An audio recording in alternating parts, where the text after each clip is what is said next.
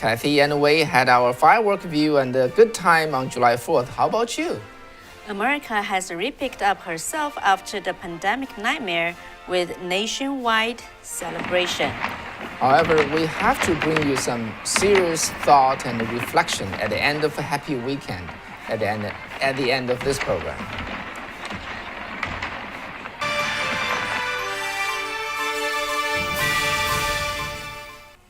Welcome to the Wei and Kathy show. Yeah, I'm your host, Wei. I'm Kathy, obviously. So how's your weekend? Yeah, I'll have to ask that question to you. And we have our great celebration at the rooftop of our building, which is near the San Francisco seashore, where the fireworks happened. Right. There's a lot of fog, so we don't see too many of them, and too clear view of them. But it's still not bad, right? At the beginning, you saw those fireworks. Mm-hmm. And also our fan, Sherry, was there, and we have a great time together. Hi, Sherry, if you're watching. All right, so now. So I know, people are asking, wow, in San Francisco, there's even a July 4th Independence Day celebration. Indeed, at least we, have the fireworks back after paused from last year. Yeah. It's still part of America. We still have July 4th. That's the good news. And then, okay, let's look at today's news. First, all over the nation. Okay, normally, in a normal year, 16,000 July 4th firework display would happen in cities and towns all across America. And this year, about 70%. You are talking about 11,000 fireworks happen all across the nation. Mm-hmm. All right? And then two biggest fireworks show, one is the National Mall in Washington, and the other is the New York City's East River. Okay, that's the other 1 mile stretch. And then there's the firework there, and the biggest one actually is 2005, where they have like a 22 tons of firework. Wow. Yeah, they used that. That's set the record. So this year is not American record, but it's great after one whole year of a pandemic nightmare. Right. And in San Francisco, we showed you some the fireworks, and the Fisherman's Wharf actually was packed. And so people who, after the fireworks, it ended before 10 p.m. Right. But the flow of the traffic just being stalled until midnight. Yeah, I have to show this. Let's just quickly show the F0 and the F.05. So Kathy actually made American flag out of, it's a blueberry? No, it's a fruit plate, but the shape is the American flag. Yeah, you have to. So can you tell what are the fruits? There'll be our rewards. Yeah. Just kidding. So okay. Yeah, it's out of a grape, strawberry, banana. Mm-hmm. So that's quite innovative, and you have to agree that that's American flag, okay? And congratulations to Kathy making a innovative fruit plate.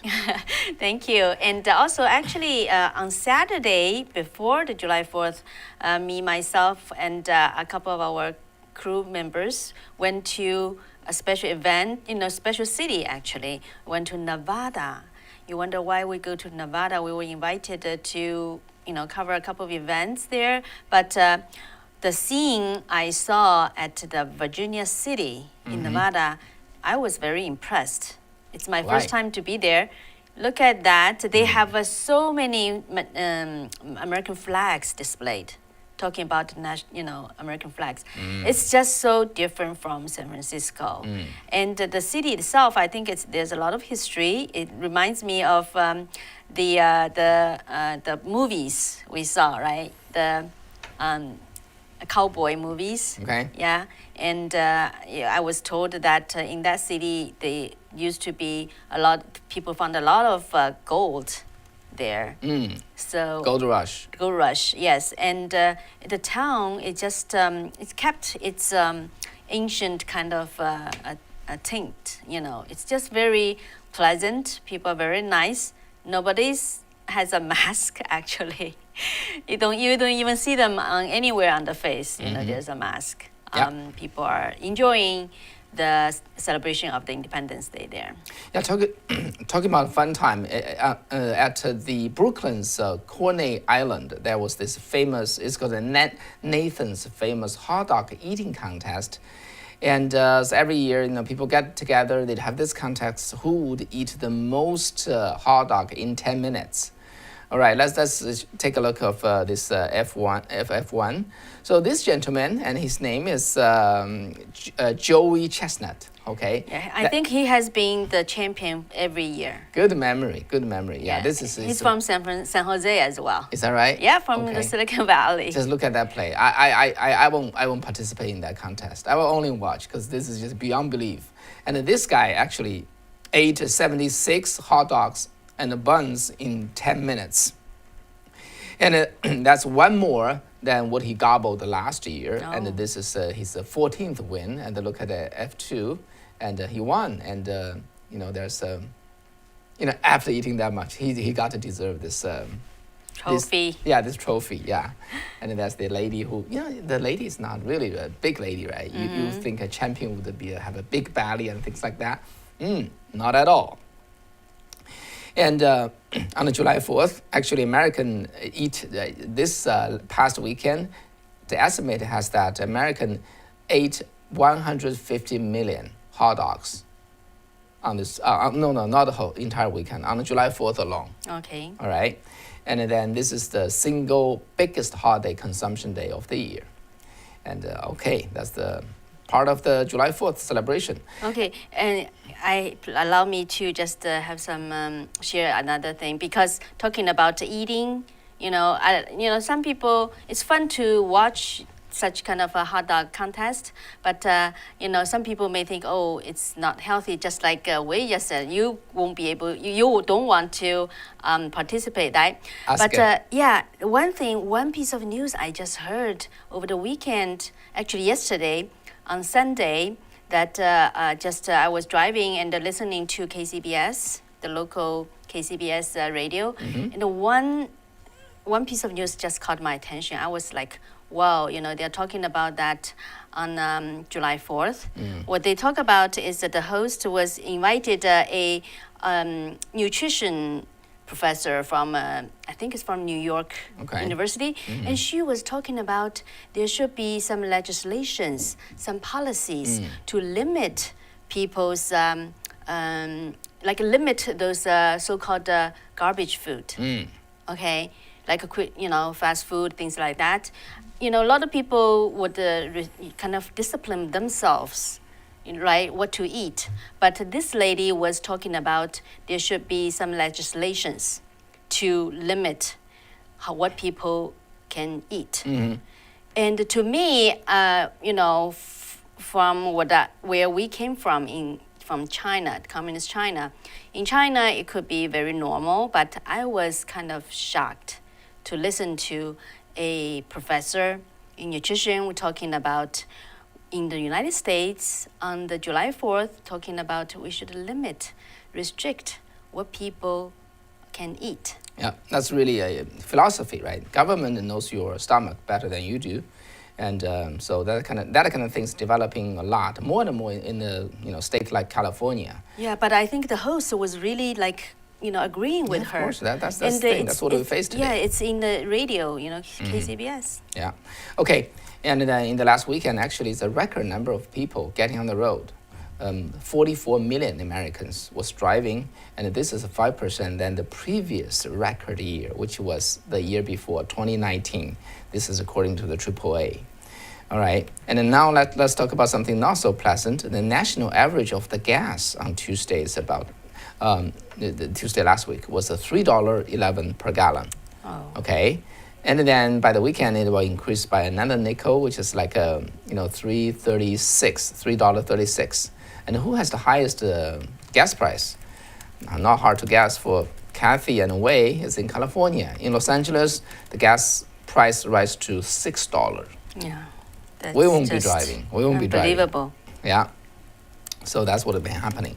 So besides all the firework, parade, and barbecue and hot dogs, and so on and so forth, all across the nation, indeed, it's very celebrative. Okay, well.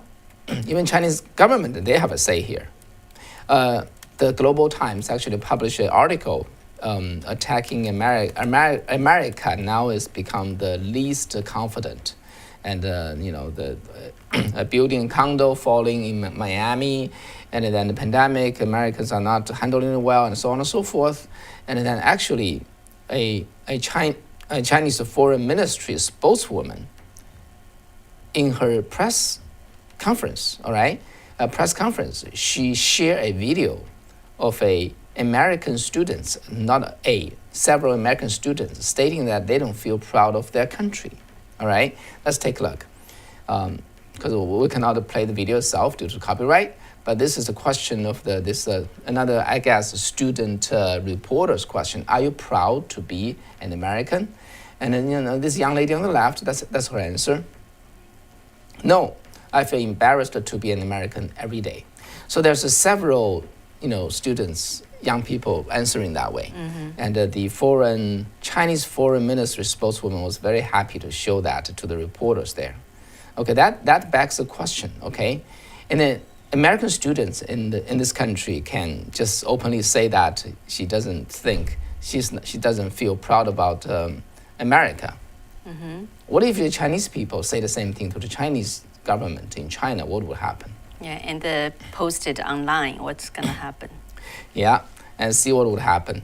So this, I have to recall this this joke told by Reagan. So our Tony, please be prepared. All right. So Reagan have this talk about this classic joke, which I shared before, right? But if you heard that before, just bear with me.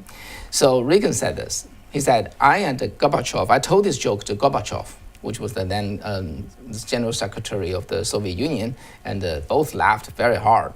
So it has to do with a Soviet Union, right? Soviets and American are arguing, a Russian and the American are arguing about their two countries, all right? The American said, look, I can walk in the Oval Office and the White House and pound on the table and said, President Reagan, I don't like the way that you run on my country, all right? Mm-hmm. Okay, so the Russian said, I can do that too.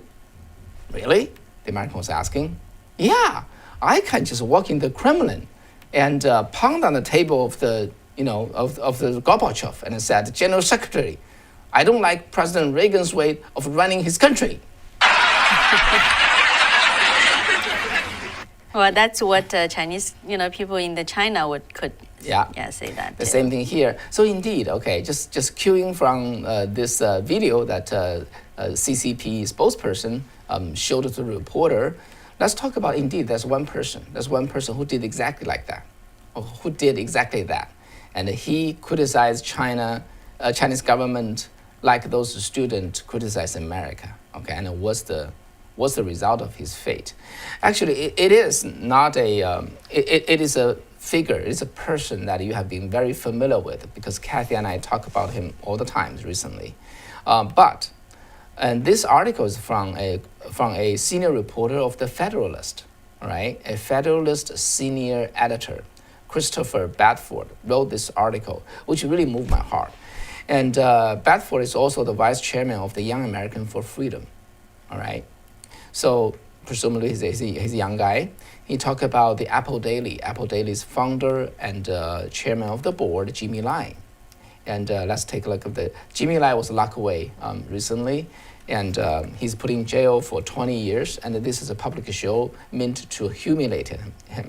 I just want to spend 5 minutes to tell you his life story, all right?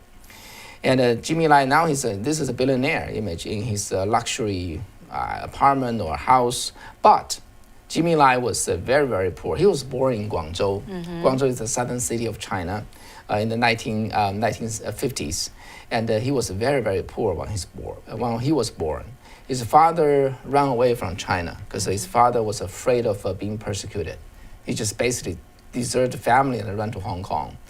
And his mother was thrown into labor camp.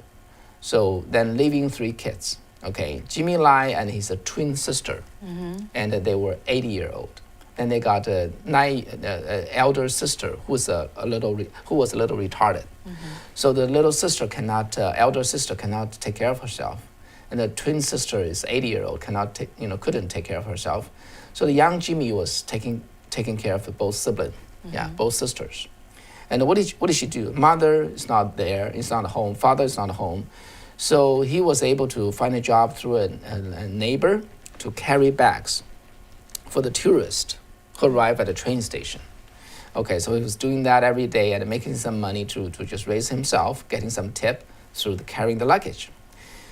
One day, he said, this is in his biography, he carried a baggage for a Hong Kong tourist who did not tip him, all right? But that person gave him a chocolate for Hong Kong.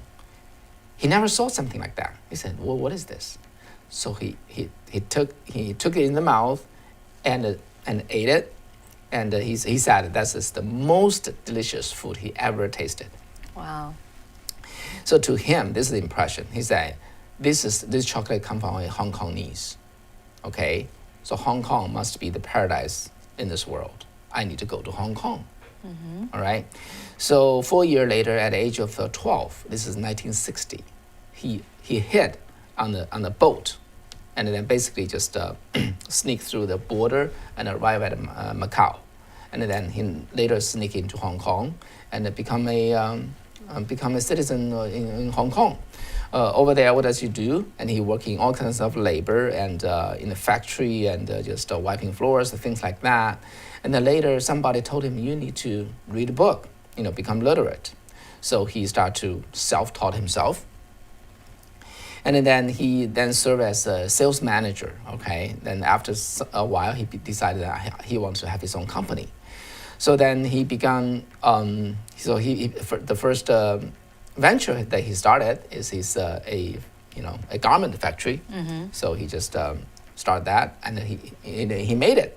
Then he also invested in stock market, make a lot of money, and then he used those profit to buy more factories and finally have his chain store for the middle class consumer. So he became very, very successful. Right. And his English, all self-taught. Okay, he just self-taught himself. And then in 1989, remember the June 4th? There's this crackdown of the student movement in Beijing, and he did a lot of things.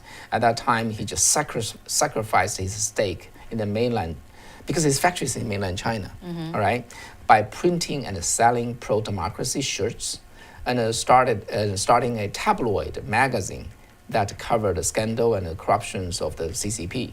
So that's called 一周刊, right?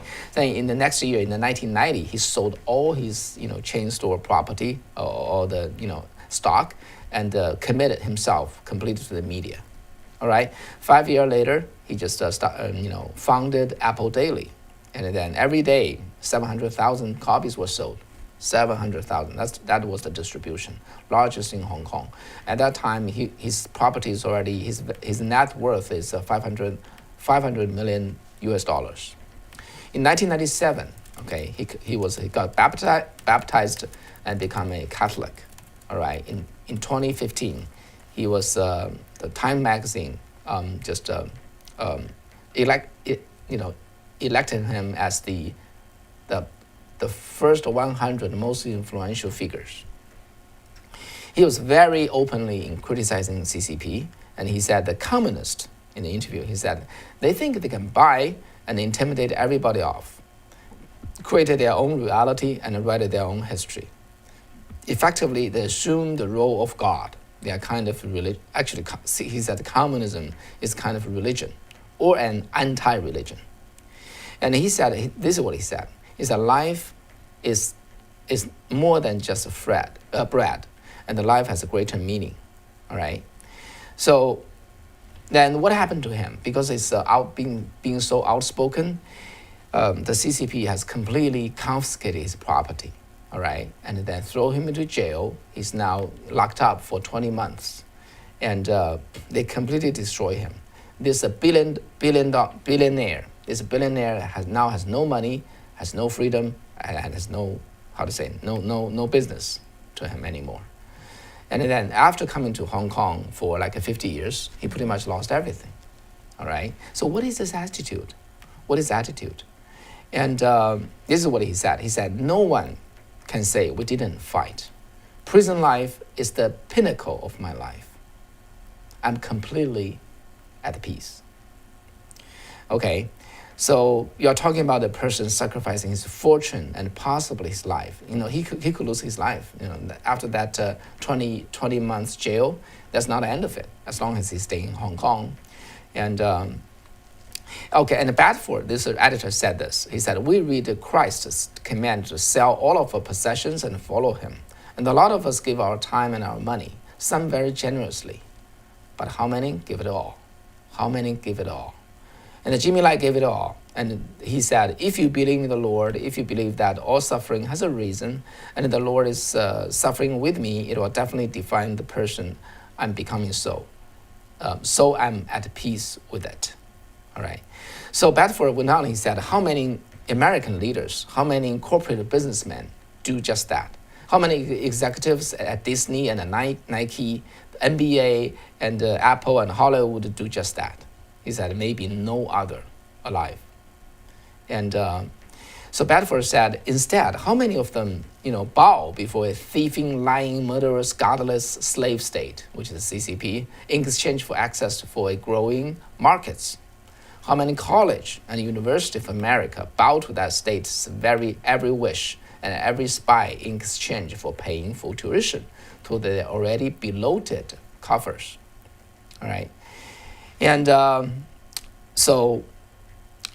Jimmy Lai, when he also said this. This is about his, in jail. He said, this is just about living my life.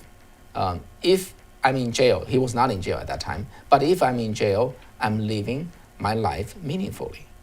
Okay. Actually, the reporter asked him, "Are you afraid?" Mm-hmm. He said, "Are you afraid? You must fear something, for your family, for Hong Kong, for your beloved one." You know how he responded. Right. He was shuddering. Okay, his lips quivering, the tear suddenly appeared in his eyes. He said, "You are right. I do have fear." Mm. So this guy is, he's immortal, right? He said, I'm afraid, but I won't be overcome by my fear. So,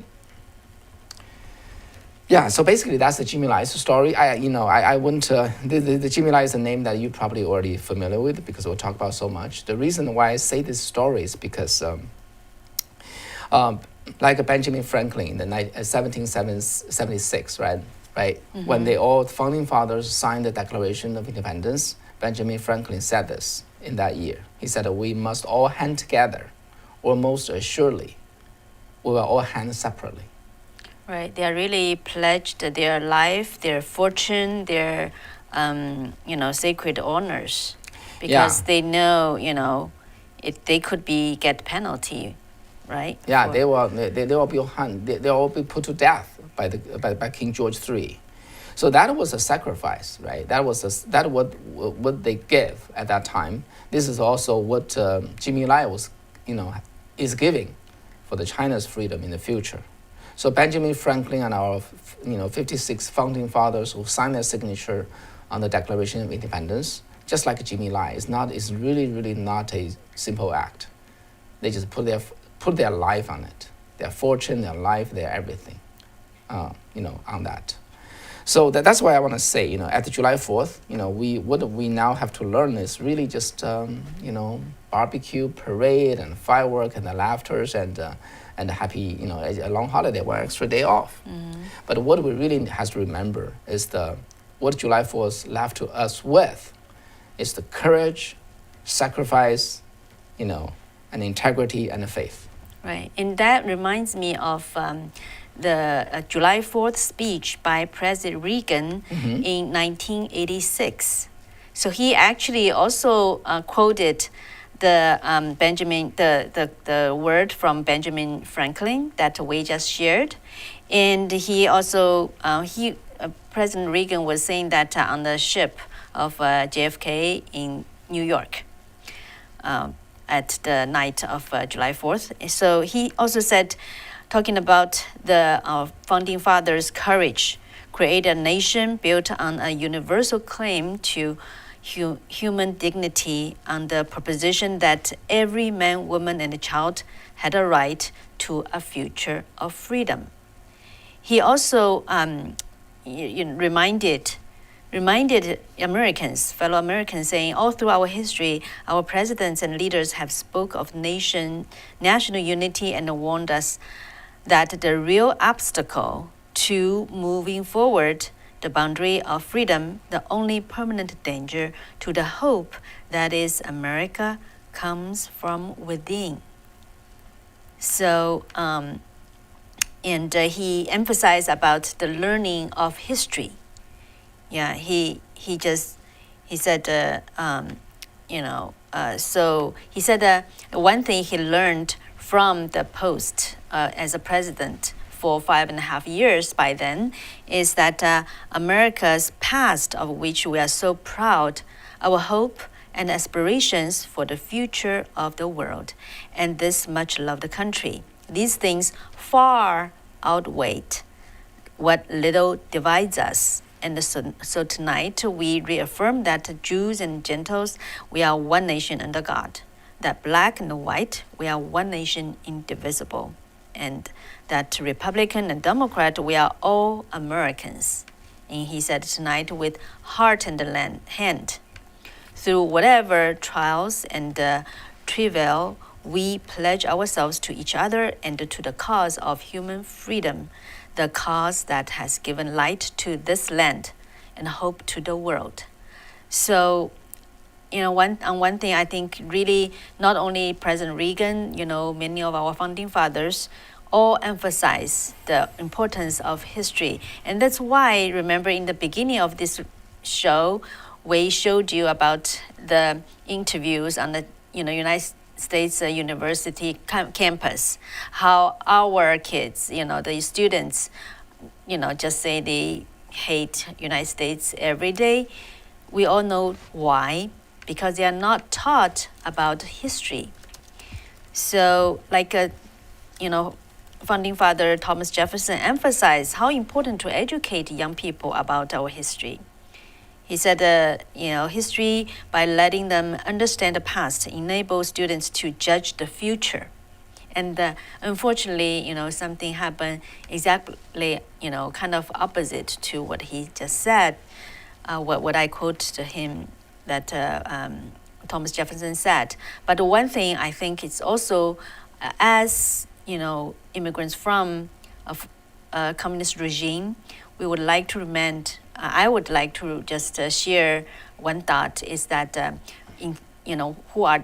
who is really the permanent enemy of the United States. I think we want to be very, very clear. I'm sure a lot of our audience are clear, but, it's really, we have to just repeatedly remind us and educate others that it's really the far left, the Marxists, the communists. They are the real enemy, permanent enemy of our nation, which would hinder our freedom and liberty. And but for our fellow Americans, we have to hand together. Otherwise, we'll be hand, individually. I think our founding father really has foresight on that. Yeah, actually, because coming from China, we deal with the Chinese police and the government officials and those people. Actually, many of them they're the hands of the persecutors. Right. Right. But they are the tools of the CCP. Yeah. But after actually, people in China, they talk to those policemen. They tell them, help them understand what is the truth, who was manipulate them. They tell them that how the communism really is just a foreign invading force that has enslaved China, and then change our culture and degenerate our value and destroy our nation. And they come to realize that. Similar thing here. I think the Democratic Party is no longer the Democratic Party before, because this poison from the communism, which do not take the name of communism now, they take the other names, and but it's the same thing. So we Americans should always just remember, we just stay together. We help our fellow Americans know the truth, learn the truth. Yeah. And so that we can come back and stand together. Right, because many of them are threat. Yeah, many of them are just deceived or confused. But whether we want to just push them over to the leftist or the communists even, or we try to wake them up and bring them back. And so that's a lot of that's our wish that we through our shows to everybody's efforts we can really help our fellow Americans to stand on the right side of the history. Okay, so I'll end today's show with some jokes. Okay. And I got some viewers leaving comments saying that he loved two of us even though we told bad jokes. Thank you. All right, let's try some other jokes and see how bad they are. Well, this is just a thing that you probably know. Whenever the dogs decided to go to have a 4th of the July reunion, they chose to go for a bonfire. Okay, and let me see. The battery and the firework were arrested, and one was charged while the other was let off. Okay, and the other one I think I like is this. My great grandfather was a soldier and a patriot, and in order to treat his wounds and scars, rather lotion. All right, the last one is okay. Well, ended with this last one. Everybody loves to party on the 4th of the July. Why? Well, after all, it is America's birthday party. Yeah. Anyway, it's great to have have July 4th. That's a good reason for us to celebrate, right? Right. Luis was asking, does Chinatown light it up on the 4th of July like they do in Chinese New Year? Yeah, we didn't go, but my guess would be no. Yeah, from previous prior experiences. No. And Louis said you should see it here in South Carolina. It starts a day or two early and it goes for a couple days after we love our fireworks here. Wow, that's great. Yeah, so that's like what I said. In California, in San Francisco, it's very, very different from somewhere else, like in Nevada or South Carolina. Yeah, and Theophrastus 3.0. Yeah, I got your feedback, your suggestion about the contact, David Rubin and so on. And thank you very much for your suggestion. Yeah, if you have good suggestions, send it to us. And we do want to reach more people, and then so that they can learn our Chinese Americans angle. All right. Right. Okay, have a great rest of the July 4th long weekend, and have a great night, and I'll see you on Wednesday. Right. Take care. Take care, folks. Bye-bye. Bye.